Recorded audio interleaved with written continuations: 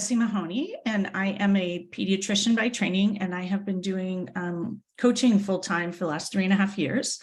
I worked in physician wellness at TPMG for 20 years. Before that, I was also a hospitalist and an outpatient pediatrician, and I was the site chief of my department, and I was always the person who was trying to fix everything and make it better. And when I found coaching, which I found for myself, it changed my life. And when I realized how so many of these thought patterns that we have as physicians influence our ability to be happy as physicians and influence our ability to make change, which I'm going to talk about tonight. And last time I talked about challenges making decisions, not clinical decisions, but life decisions, because of a lot of the same thought patterns. It became clear to me that this was the way to really help physicians. And then I was in my practice trying to bring coaching into my pediatric practice, and actually realized that that's really what you do as a pediatrician, is coach parents on how to be better parents. But what I realized is that was really, I'd always been this coach. And even as a physician wellness leader and as a department chief, like my job was coach. And so I ended up making a change. And I will actually talk in this change talk because it's very hard to make a change. And so I ended up leaving TPMG and starting my own, I'll call it practice, coaching practice. And I've been doing this ever since. And one of the things that's really key when you're leaving, and this is going to be part of what I'm going to share, is moving towards something rather than away from something. So most of us are just like, I got to get out of here. And if it's toxic, yes, you do. But otherwise, you really want to be moving towards something that you love and makes you come alive, as opposed to just moving away from something you don't like. Because when we do that, we often end up in another thing that we don't like, just to be fully transparent. So I usually like to start these curious about coaching sessions with some topic, and I just share my thoughts about it. And then you guys can ask questions. And if people want to get coached on certain things, we can do that. And some of you may be interested. I know Transition Well starts tomorrow. So some of you may be interested in doing that small group coaching for people who are, as I see it, people who are making changes, about to make changes, just made changes, want to make changes, but can't quite make the changes. And the reason that I started that group, I have another group called Ongoing Presence, which is all women doctors, and we coach on everything. But the energy around transitions for physicians is very different. It's a little bit edgy for most people.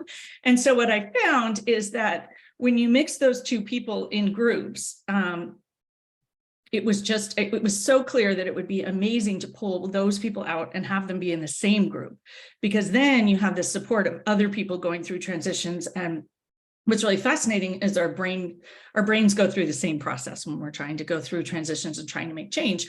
And so this is the third round that I've done that as a separate group, because it's just a really supportive space. And my aim in doing it is that my own transition was rather bumpy, even though I was a coach myself and had a coach, and I couldn't find the support that I needed. So I was like, well, I'll just create it for other people who are going through it, because there was so many things that I learned along the way from coaching and from mindfulness and my physician wellness experience. So if you have questions about that, I'm happy to answer them. And I know some of you are going through change or thinking about change, trying to figure out how to make that happen. So I thought tonight I would talk about why change is hard. And last time I talked a little bit about why decision-making is hard for physicians. And a lot of the thought patterns that cause us to have trouble with decisions also cause us to have trouble with change. And a lot of these thought patterns were trained into us in medical school and in residency and our training. We also tend to be people who think this way. That's sort of why we went into medicine. And so these thought patterns have been sort of sealed into us in that experience. And then we apply them outside, and it makes it hard for us to change. So most people here are, I assume, are wanting to change their career. Some people want to change their marriage or move or change something else. And it actually filters to all of those things. And so what I thought I would start with is that when you are successful and you have a job that other people think is good, it's much harder to change because you're giving up more. And we always look at what we're giving up, not what we're gaining. And so for most physicians, this is the case, right? So you have to give up being this physician. I had to give up being the physician in my department who was the wellness chief and do all of that to go do something else. And it was that epiphany actually that was the reason why I hadn't been able to change, because I was like, well, I don't want to give that up. I just want to do both. And so to have to really let go of who you were and that identity is very hard for physicians. And most of us are very attached to the identity of being a physician. What I'll tell you is when you make change, you actually bring everything with you. And that was one of the things that helped me make change. You can bring that physician persona, it's just going to look different. So it's there coloring everything you do, but you figure out how you want to integrate it and what parts of it you want to keep. And so you don't have to give it all up, but you do have to give up being a physician in clinic who's maybe the site chief or you have to give up all that to do something else. And so for many of us, we feel like we're giving up something that we worked super hard to do. So we have that sort of sunk cost fallacy. So it makes it hard for us to change. But the other thought patterns that are also common is we tend to assume the negative. We all look at the negative. We're trained to look at what's going to go wrong. I'm a pediatrician, so I take perfectly healthy children and figure out what's wrong with them. And so we tend to look at choices and change to figure out what could go wrong. And that makes it very hard to step into change. We also tend to be catastrophizers, and I don't know all of your specialties, but we have to think about the worst case scenario and what terrible thing could happen. And our brain's actually trained to do that. So when we're thinking about changing jobs or changing marriages or moving, that's what we think about, and it makes it much harder. We tend to use the what ifs, and we tend to focus on the negative what ifs as opposed to the positive what ifs. That's just our default thinking. And if you think back to our training, that we really are looking for the negative what ifs. We are rarely looking for the positive what ifs. And we tend to filter that into our parenting, our job choice, all of those things. Most of us don't like uncertainty. Actually, I haven't met a physician that likes uncertainty, but many people went into medicine because they felt like it had certainty, and you follow the process and you follow the steps and you get there. And so changing involves uncertainty. You never know how it's going to turn out. And so many people really struggle with the uncertainty. They want to make a change, but the idea that they won't know how it's going to work out and they don't have a guarantee of how it's going to work out is super stressful for people. So they tend to get stuck there. We also tend to like to control things. And when you make changes, you really give up a lot of control, most of it. And you kind of have to trust in the universe and realize that we were not taught to trust in the universe. We were taught to trust and confirm, think about the terrible things that could happen. And so it's very scary for us to give up control and to give up this, I call it fix, manage, and control, which is what we can do in a familiar setting. And you can't do that in an unfamiliar setting. And we love it if there's evidence-based to tell us what decisions to make. And when you're making a change in your job, or you're trying to create a new business, or you're trying to create a new practice, or just design a whole new life, there's no evidence base around that. In fact, most people are trying to create something that doesn't exist. And so you really just have to take a leap of faith or belief that it will work out. And we were not taught to just believe it's going to work out in medicine. And so it's really hard for us to just decide that it is going to work out. We also tend to be, and I say all these things because once you start to see these thought patterns, you can see how they influence your behavior. But when you say them in a list, we sometimes are like, oh my gosh, I can't believe I have all of these thought patterns. And it's fine. It's really just noticing how these thought patterns are influencing your decisions and your ability to make change and what you're doing in your life. And once you see them, it changes how you approach things. And so it gives you back your agency as opposed to just reacting to things and not really knowing why you're stressed or why you are uncomfortable. So most of us don't like to disappoint people. We are people pleasers. And so when we make changes, we disappoint sometimes our colleagues, we disappoint sometimes our patients, sometimes our parents. And so making a change away from something that you're doing often disappoints people. I always say, well, if you don't make the change and you really want to, you disappoint yourself. But realizing that for us, disappointing people is very hard. And we were sort of trained that if we disappoint people and they don't like us, think back to rounds, bad things will happen. And so you'll be kicked out of the club and you'll starve to death and have all these loans and all of those things. And so we tend to really try to stay out of rejection. And we also tend to think that change is failure. right? If we could make it work, we wouldn't be failing. But what if it's actually not failure and it's just the brave thing to do? But we don't think about it that way. We think that I couldn't make it work and what's wrong with me? We tend to think also that there's a right decision and a wrong decision, and making mistakes. We think about in medicine, making mistakes can cause people to die. So we don't like to make mistakes. And so we think there's a right path and a wrong path rather than a whole bunch of right paths. Is much harder to make change. We also have this association that when we are uncomfortable or anxious or afraid, that something bad is going to happen, because in medicine, you're supposed to use that intuition, but those all come with change. They're part of change. And so you have to begin to rework your brain and rework your nervous system along with your brain to get comfortable and to not be making that automatic jump that if you are anxious or uncomfortable, that you're doing something wrong or something bad is about to happen. We were also told to have gratitude for our jobs. I was in particular. You were lucky to get a job and you should appreciate it. And so it's a little bit used against us. And in my old work, they told us all the time what a great place to work it was, and we should be so grateful for all the benefits and and there were a lot of good benefits, but we are people who attach to that gratitude. And so we feel guilt. Guilt, blame, and shame are very much our default feelings and thought patterns lead to them. And so for most of us, that keeps us stuck and having a hard time changing. Let me see. So the one other thing I wanted to mention is what I mentioned in the beginning, which is that often in order to make change, you have to give up who you are. And most of us are nervous about doing that, or we're very attached. I hear a lot of people, well, I don't know who I am if I'm not a doctor in this clinic with all the patients who need me. And so you have to realize that that is impacting your decision, and how much do you want it to impact your decision?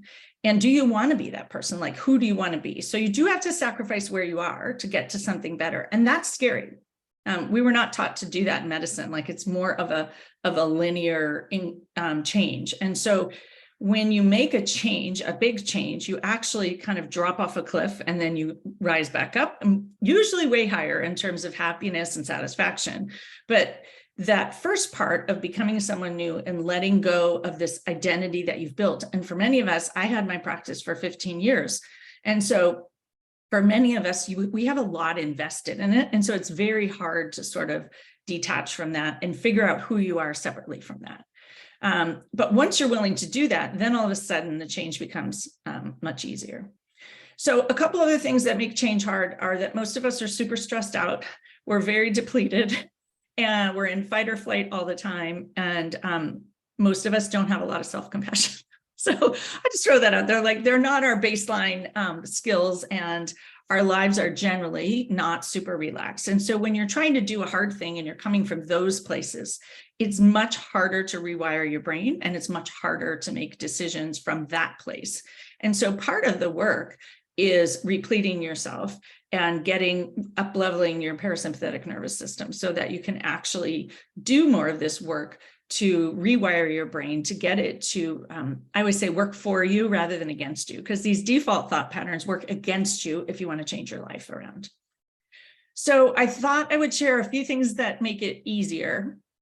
And a lot of them are the opposite of those things that make it harder. So embracing uncertainty is one of my favorite ones. And like, I actually think of uncertainty as, you can think of it as opportunity or possibility, because it is, but our brain is like, uncertainty is dangerous, but it also is possibility or opportunity. And so when you flip it to that positive, you feel very differently about it.